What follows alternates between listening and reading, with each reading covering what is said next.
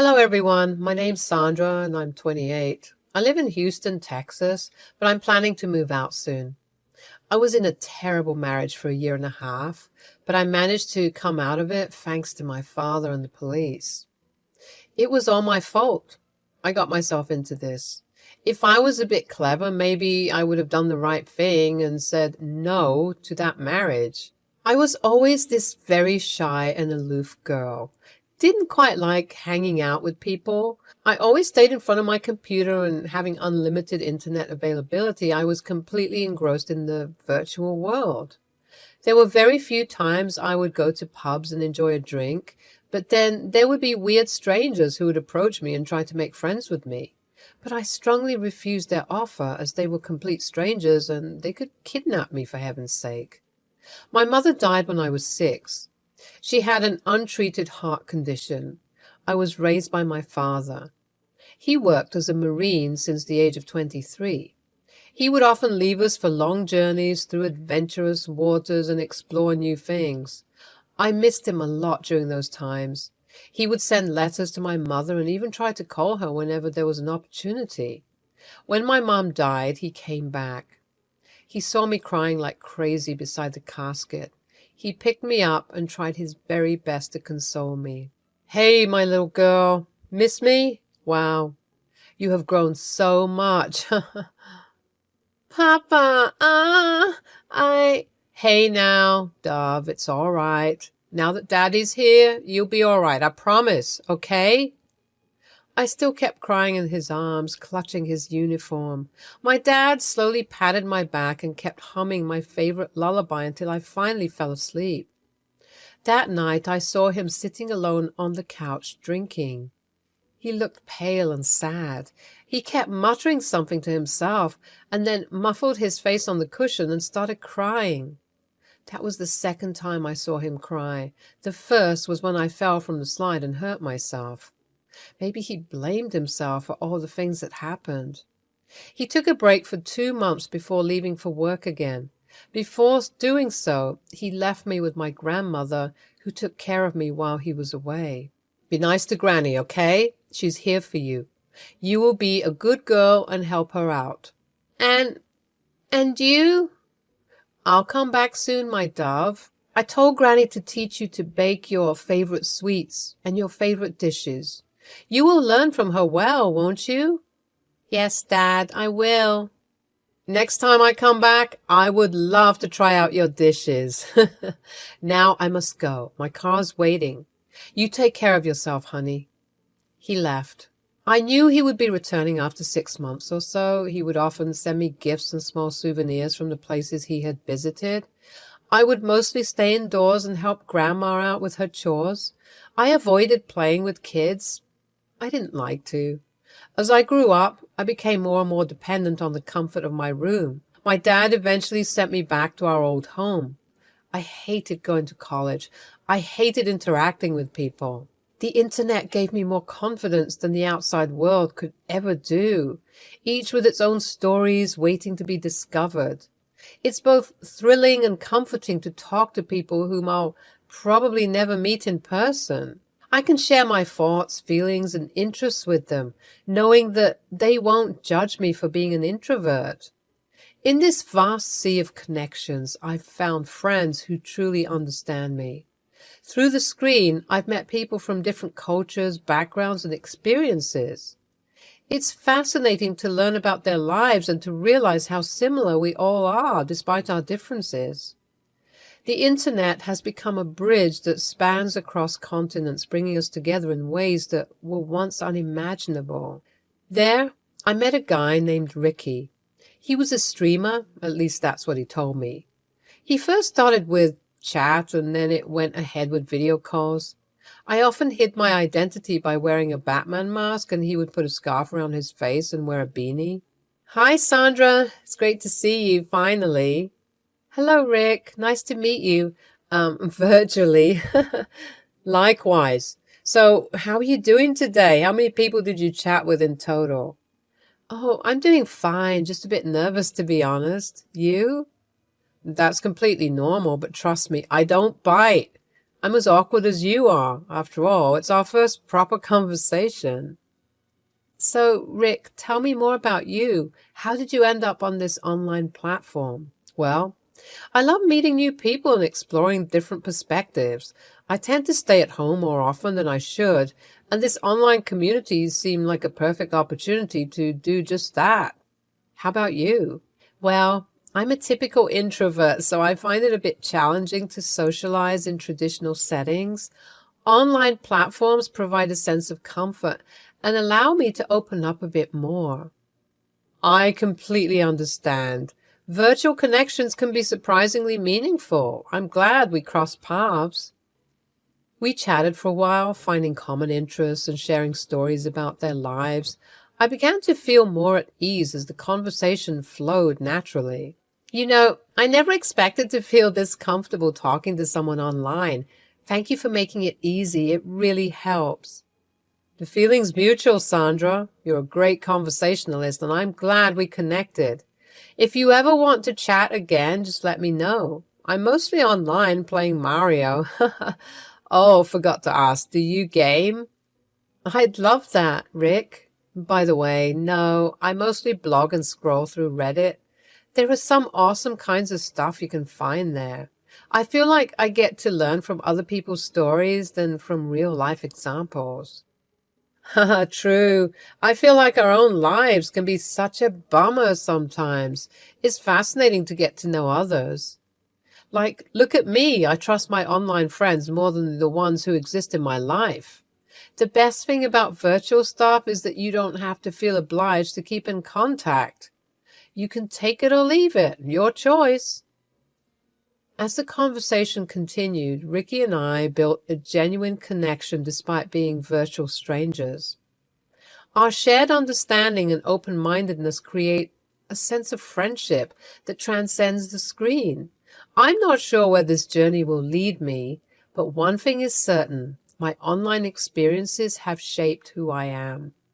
As I continue to navigate through life, I know that the lessons I've learned from my digital haven will always be a part of me. My father, on the other hand, is a very careful person. If he finds out I'm making friends who I haven't even seen, he would get super pissed. The last time he came to me, he sat me down and ended up lecturing me during dinner. How are your studies, Dove? Dad, I've graduated. Well, you wouldn't know. You didn't come. Oh, Sandra, bad, I was extremely busy, and I was sorry then and sorry now. I even emailed you saying I would be there for your birthday. Tomorrow is my pumpkin's birthday. Stop calling me names. I'm no longer 6, Well, to me, you will always be my little Dove. Anyways, what have you planned for the future? Are you thinking of working? I don't know. What do you mean, I don't know? What are your friends doing currently? I do not have any friends. What? Look, dear, I haven't shifted you to your mom's house so that you can stay home and not socialize with the world. There are so many things you're missing out on. So many people you won't be able to meet if you don't step out, honey. That's the problem, Dad. I don't know how to. But I'll try. I do make friends, but they are online. Online? Sandra, that's the worst platform to make friends. Oh, Jesus. Okay, well, fine. How about we go out today? A little bit of shopping, just you and me. I haven't been out at all recently. I don't know if I can or... Absolutely you can, Sandra. You have to try it. This is not a healthy way of living. I understand ever since Marissa died, you have become... Why are you bringing Mom into this? What are you trying to suggest? I am not suggesting anything, honey. I'm just saying that there are ways to move on from grievances. As much as we both love your mom, we must learn to move on. I don't know why, but I got very angry. I slammed the table and stood up. I didn't even want to finish my food. I took my plates towards the sink. Sandra, do not give your father that attitude, please. I was trying to help you. Why don't you understand? You don't know anything about me, so don't even try to. I was so angry. I went online to find Rick. In the beginning, Ricky seemed like a nice person, understanding and willing to listen. I appreciated having someone to talk to, especially about the frustration that had been building up within me. Being an introvert, I always found comfort and solace in the familiarity of my home and the company of my computer screen. While others ventured out into the world, I preferred the safety of my virtual haven where I could be myself without the pressure of face-to-face interactions. My father had been pushing me more often lately, ever since I told him that I spend most of my life online. I knew this would happen. He wouldn't understand. He believed that staying confined within the walls of my room would hinder my growth and personal development. He wanted me to experience life outside my comfort zone, and that thought terrified me. I would vent my frustrations to Ricky, hoping he would understand my predicament. Hey, Sandra, do you want to meet up? I mean, we both are introverts, so we can meet up someplace that is quiet with not many people. I know a place like that. I don't know. I feel like it's really sudden. I need time to think. I just wanted to tell you whatever was going on. All right, no worries. I can wait. Whenever you feel like it, you can always drop by. Here, take my address. You're always welcome. Why are you being so nice to me? I'm a stranger, am I not? Because I like you. Like me? Are you serious? Yes. I know it sounds strange from my mouth, but I want to get to know you. And if you ever feel the same, you know where to meet me. It was a big deal for me stepping outside the world. My heart pounded with both excitement and nerves as I stood outside Rick's home.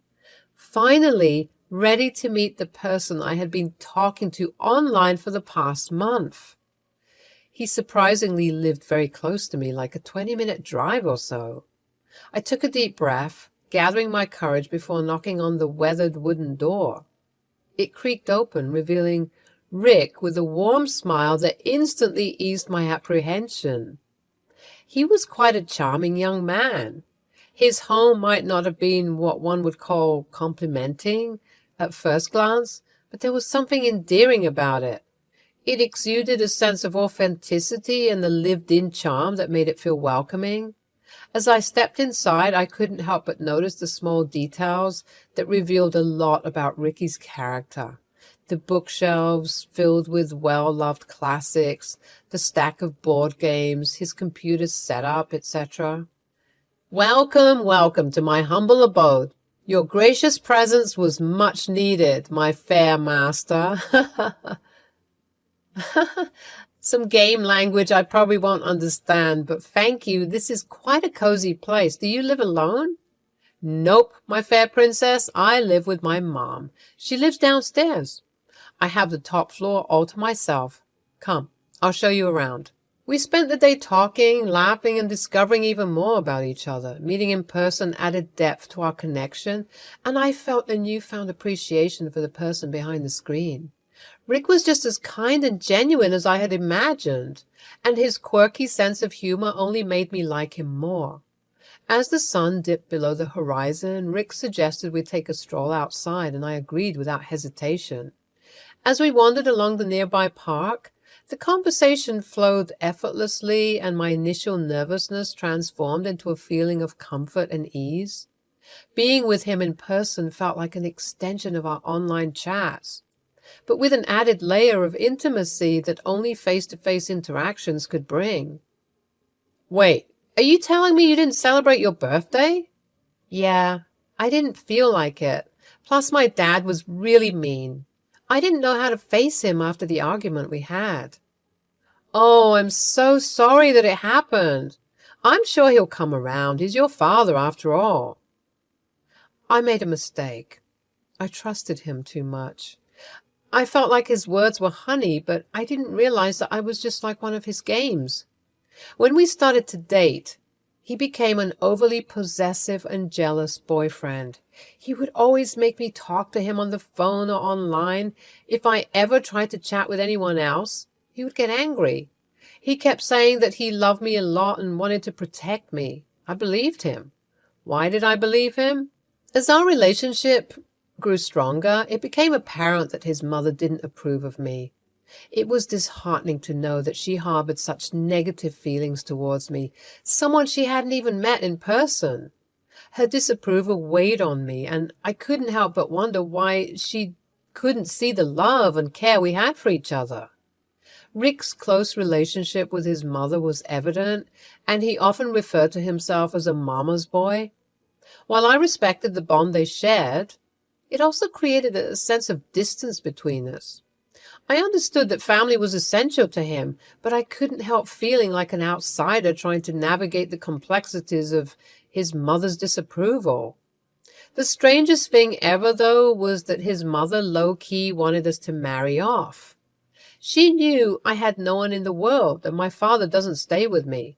She probably thought I would be a great servant to her needs. Not every parent is perfect. Look at your dad, for instance. At least my mother cares about me. Please, Rick, you know when you talk like that, it really hurts. Then, you know I'm the only one for you right now. Your dad doesn't love you. I do. So stop complaining so much about my life and try to compromise. We had a secret marriage. Ricky didn't allow me to invite my father, saying that he would never approve of this wedding. He successfully brainwashed me into thinking that my dad doesn't love me. I silently got married to him. I knew I have landed myself in dangerous waters. But I was a weak character. Call me a lame woman, but my personality was molded by my surroundings, and I blame myself for not trying. After a few months of marriage, I began to see a side of his mother that I had never expected, one that was filled with cruelty and malice. She seemed to take pleasure in torturing me emotionally, making me question my worth and leaving me feeling broken and defeated. It started with subtle comments and passive-aggressive remarks, chipping away at my self-esteem bit by bit. I tried to brush it off, believing that her disapproval would fade with time, but instead it intensified, turning into a full-blown campaign of emotional torment. What is this? Do you call this food? You expect my boy to eat this atrocity? Go make it again, stupid girl. Or, why is there so much dirt here? Are you blind? What a shabby girl. Or, get up, lazy girl. Take the trash out. Now. Jesus, have your parents taught you nothing? Her words cut like a knife, leaving scars that ran deep within my soul. She would question my every decision, belittle my achievements, and manipulate situations to make me feel unworthy of Ricky's love. And my amazing husband would be in his room either listening to a song or playing video games. It felt like I was trapped in a never-ending nightmare, and no matter how hard I tried, I couldn't escape her grasp. I was pent up with internal rage inside me. My own stupidity and weakness added up to that rage. How could I be so weak? I missed my dad. I was regretting fighting with him. I shouted at him and told him to leave me alone. With a heavy heart, he left a few days after my birthday. Now I was stuck here. I deserved every bit of it. One day, I was not feeling really well. I felt very feverish, so I tucked myself on the sofa. I thought maybe a nap would do me some good. I was almost asleep when suddenly a cold gush of water was violently splashed at me. I woke up extremely startled and panicky. It was Allie. She had a disgusted look on her face. What the hell are you doing sleeping on our couch? Did you go get our groceries as ordered? I stayed silent. Oh, I see. You want your old mother-in-law to do all the dirty work while you laze around, you devil. She slapped my face and started calling out Ricky's name. I couldn't take it anymore. I lashed out. I am not doing anything for you or your useless son. I've had enough of your bullshit. Go find someone else to bother. I can't and I won't.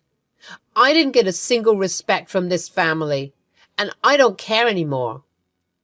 I was about to leave when something blunt fell on the back of my head. I blacked out. When I woke up, I saw myself in a semi-dark room. There was a small bulb lit at the center of the room. My head was hurting. I tried to get up on my feet, but I wobbled and fell down again. It was hurting everywhere. Where was I? I could hear muffled sounds from somewhere. It grew louder as it approached me. I tried to crawl toward the sound and found a metal door with a small window. I took its support to get up on my feet. It latched open and I saw Ricky grinning at me. "Oh, is my wife scared of the dark?" "What is this, Ricky? Please, get me out of here. This is not funny." "Shut up. This is exactly what you get for raising your voice at my mother. Now, I will make sure you never see the day ever again." Please, Ricky. I'm sorry. I'll do anything. I promise I won't complain. Please let me out. I beg you." "Not so soon, Buttercup. If you behave, I might think of releasing you. For now, this would be your little cave. It's not like you like going out anyways, and besides, who do you have? Your mom is dead. Your dad doesn't love you. You're nothing but a forgotten soul. My house gave you a chance to start over, but you wasted it." "I'll make up for it. I really didn't mean to, Ricky. Please let me out. I don't like being in the dark." "Oh, Daddy's little girl, aren't you?